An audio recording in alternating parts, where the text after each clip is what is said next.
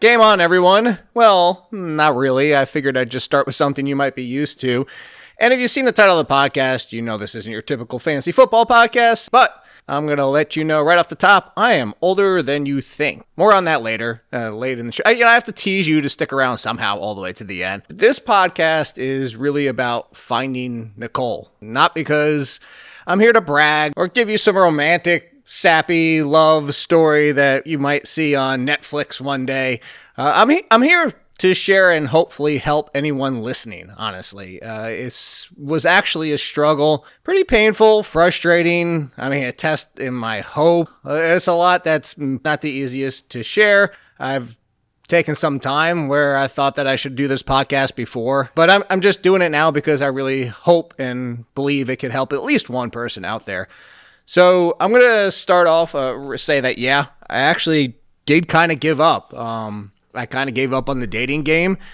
It became so difficult, discouraging, disappointing, despondently. I don't know, I was trying to think of another D word there that I kind of really gave up.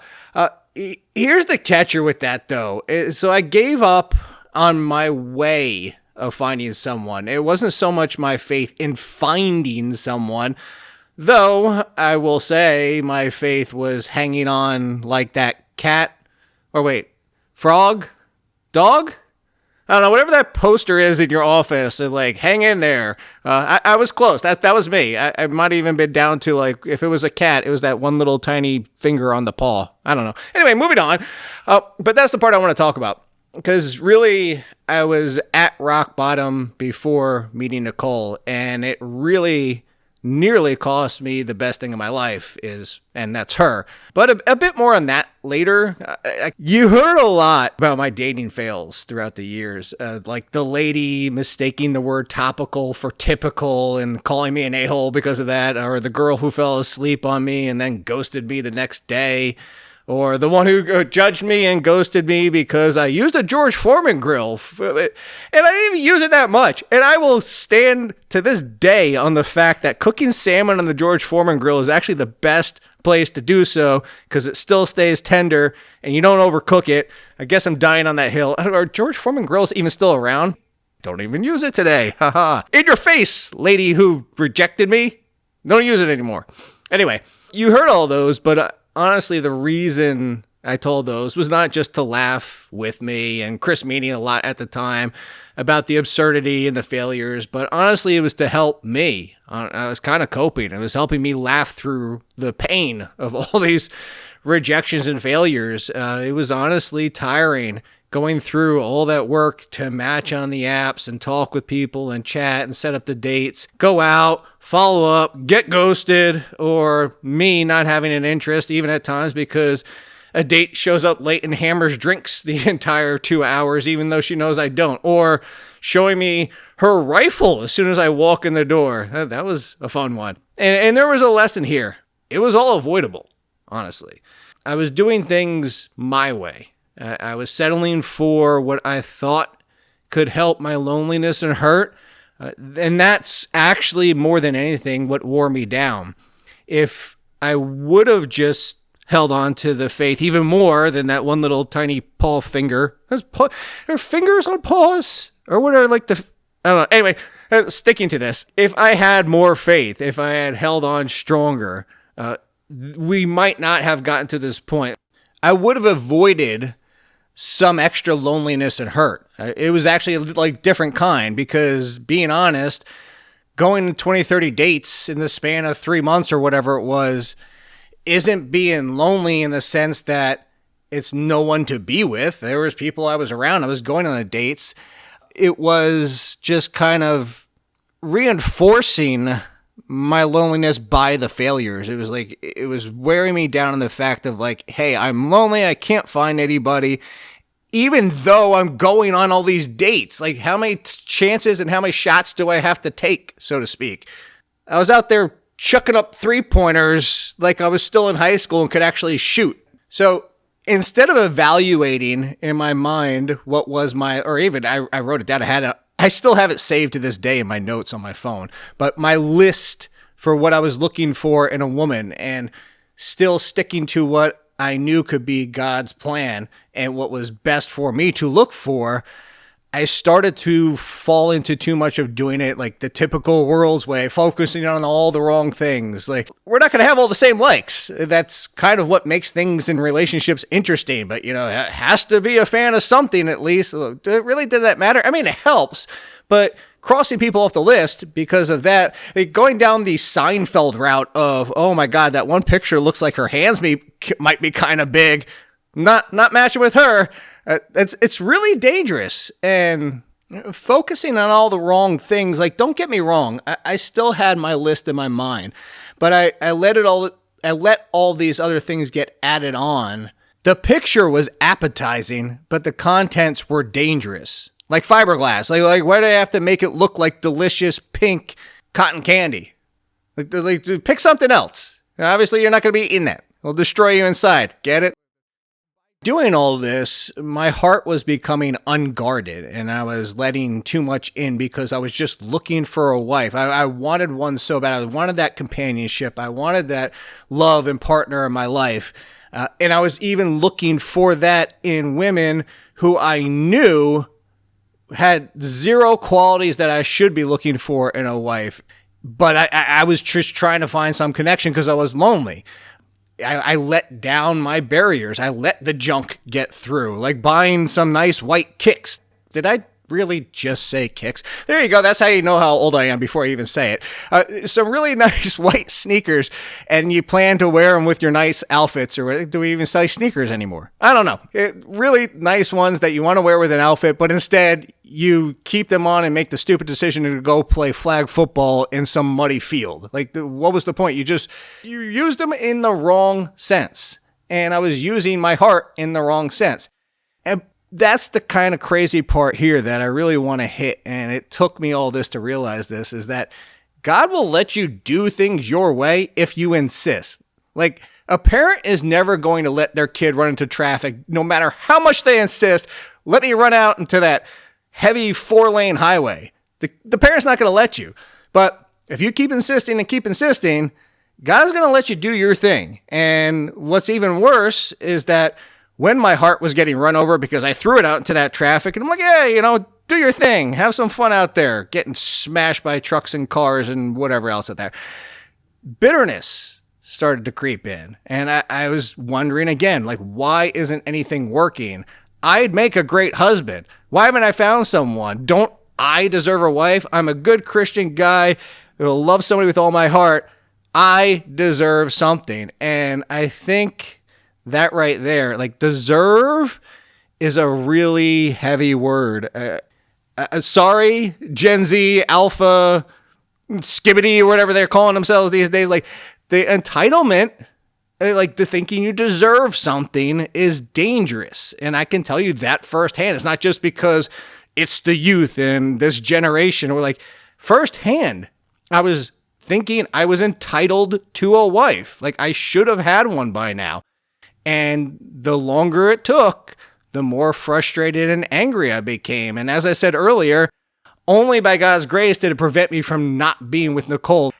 I look back and I'm shocked I didn't miss out on her, honestly. It was the third time I had tried Bumble. Yeah, I did that app. I did Hinge. I did Christian Mingle. That one's a joke. Did Match.com. By the way, 50% fake profiles, and that might be generous. The dangerous part with the apps is the unending potential. Like, you really start to think that the perfect person exists, which none of us, including myself, are. Nobody is. And to go back to that Seinfeld reference, like, you start looking and you're like, oh, I'm going to knock this person off because her eyes are too close. Not that I did that, but you get my point. Is every little thing you're looking for the perfect check, every single box you could think of, whether it's a good quality or just something superficial. In any case, after numerous fails and numerous disappointments, again, and this being the third time, I deleted the app. I was relinquishing. I was abandoning the hope that I had, that faith that I said, again, I barely hanging on, but I was kind of feeling myself like, this might be it. I'm just going to go on dates for the rest of my life and realize I'm never finding the true love, but hey, at least I'll meet new people and have some fun. It's sporadic fun here and there throughout the times. Again, to go back to the good side of this, so Nicole was my last match before I deleted the app. We had already reached out and exchanged phone numbers. Some of you might have heard this or a variation of it. But I honestly went on that date feeling like I'm just going through that's what it's talking about. I'm going through the motions. I'm going to go have maybe some fun. Probably not going to go anywhere because I had given any hope of like any of these dates being good at this point. And it went so far as that when she told me that she'd only just got on Bumble within the past week, I said to her face, being the woman in this situation who gets to initiate all the contact and make all those choices, you're going to have plenty of them, and you can be pretty picky because you have plenty probably coming your way. And not surprisingly, she took that as my rejecting her, as that was my nice way, although I don't know how nice it would have been, but nice way of saying, I'm not interested. Go look at all those other options that you have out there. And why do I know this? Because she still reminds me of this to this very day, that I rejected her on her first date. So thankfully, God still had a plan going on in the background. He never gave up on it. And because there was still that bit of openness left, and honestly, mostly because Nicole was just so genuine, so much fun. I could already see how amazing her heart was and just so much more. And this isn't to just gush about how amazing my wife is, but we went out again. And of course, you know, she's hot too. But again, the importance of that list I was talking about before is those things will fade. As someone, when I was looking for the wife and going on all these dates, somebody once asked me and they said, hey, if your future wife lost a leg in an accident, would you leave her? And of course, defiantly, I was like, of course not. And then he said back to me, well, then why focus on looks that will fade? Oh, by the way, yours will too, so remember that. And it's got a good slap in the face to go back to that pickiness of while you're sitting on the app and focusing on the wrong things. That one hit hard. Through all this and all my struggles and loneliness, I kind of had lost sight of that list, that God's list that I had of looking for qualities that make a great wife, characteristics that make a great wife, a godly wife, an amazing woman to spend the rest of my life with, who are characteristics and qualities that not only that I love, but admire and strive to be more like her in very many ways, though not all of them. I will say I still don't know how and why she talks to everybody and then gets stuck in conversations. I'm the type of person like slamming that button in the elevator. No, don't get on. I don't want to try to make a conversation with you or have you try to make one with me. She's the opposite. She'll wait for 15 more people to get on and then start a conversation with all of them. But anyway, that's what I love about her. She is way more outgoing and just so genuine and caring. But in any case, to go back to it, this is why it took all the way until I was 40. There you go. You actually have an age. And part of the reason I never mentioned the age all this time and all the years and joking on the podcast and it was fun that nobody really knew is because I was honestly embarrassed. Part of me was embarrassed it was taking so long to find a wife. Again, to go back to, I deserve a wife. If I'm not finding one, it must be something embarrassing or wrong with me. So there you go. The truth being is why it took so long is because I wasn't ready. It wasn't because the perfect woman wasn't out there. It wasn't because I was doing things wrong on dates. It wasn't, I wasn't ready. And I wasn't ready for Nicole. If I had met Nicole before I got my focus back on what was important and God, I would have rejected her for some of the things that are.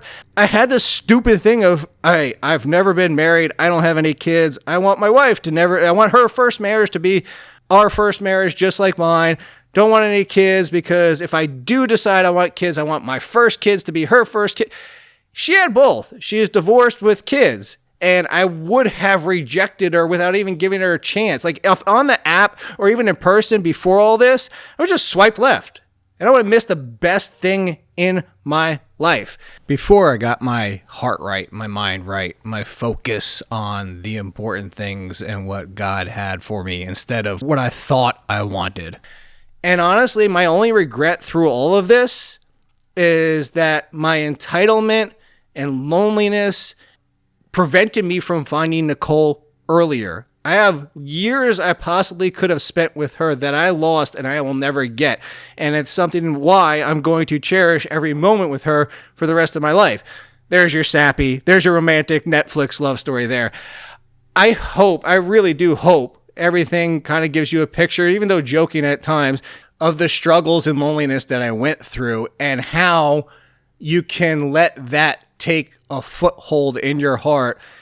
Just like it says in Isaiah 40:31, to renew your strength. I encourage everybody to do that if you are anywhere close to what I was feeling and going through. When something isn't happening the way you want it to, and this doesn't only concern love and finding a partner, a husband, if any women are out there listening to this, it could be work. It could be anything in your daily life. It's possible that your focus needs to turn inward and focus on the fact that maybe you aren't ready for what you want. Maybe you need to do some work before you are in the place that God wants you to be. So I wish I had realized this sooner. I am forever grateful to have found Nicole, and I'm amazed and so thankful for the wonderful gift she is to my life, which, by the way, now starts with the 4 for the age. Yes, I am the old person. I miss the 90s. Best thing ever. Woohoo!